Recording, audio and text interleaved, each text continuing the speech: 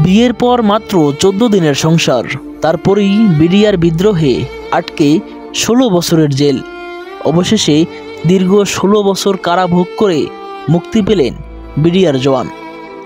তবে কি সুন্দরী নববধূ 14 দিনের সংসার করে যাকে রেখে গেছেন সে কি আজও তার অপেক্ষায় রয়েছে, নাকি এই রঙের দুনিয়ায় সেও পাড়ি জমিয়েছে রঙের খোঁজে? জানাবো এই ভিডিওটিতে। এ যেন আনন্দমুখর এক পরিবেশ।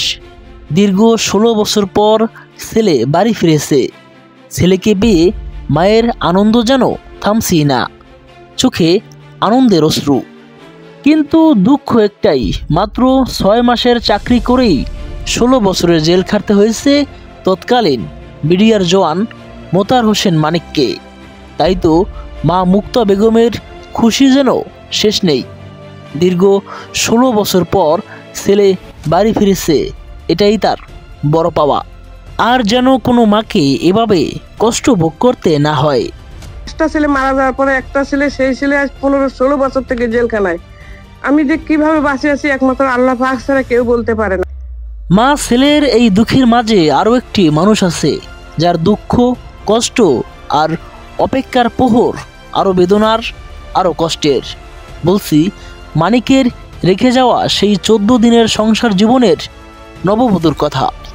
বিডিআর সদস্য মোতার হোসেন সদ্য চাকরিতে জয়েন করে ট্রেনিং শেষ করে বাড়ি ফিরলে বাবা বায়না ধরেন তাকে বিয়ে করাবেন।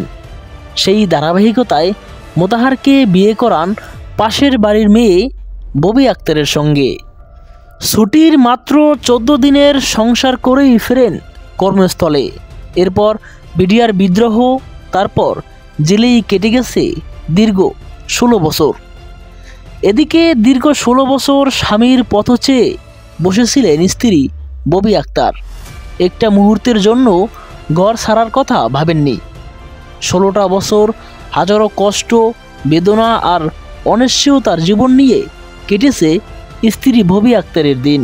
ইচ্ছা ছিল যে না, বিয়ে যখন হয়েছে বাবা মার সিদ্ধান্তে আমার হাজবেন্ডের পাশে থাকা আমার উচিত এবং থাকতে হবে। অবশেষে অপেক্ষার প্রহর শেষ হলো স্ত্রী ববি আক্তারের। স্বামীকে কাছে পেয়ে কান্না যেন থামছে না তার। ববি আক্তার জানান, 14 দিনের সংসার করে স্বামী কর্মস্থলে গেলে আর ফিরে আসেননি।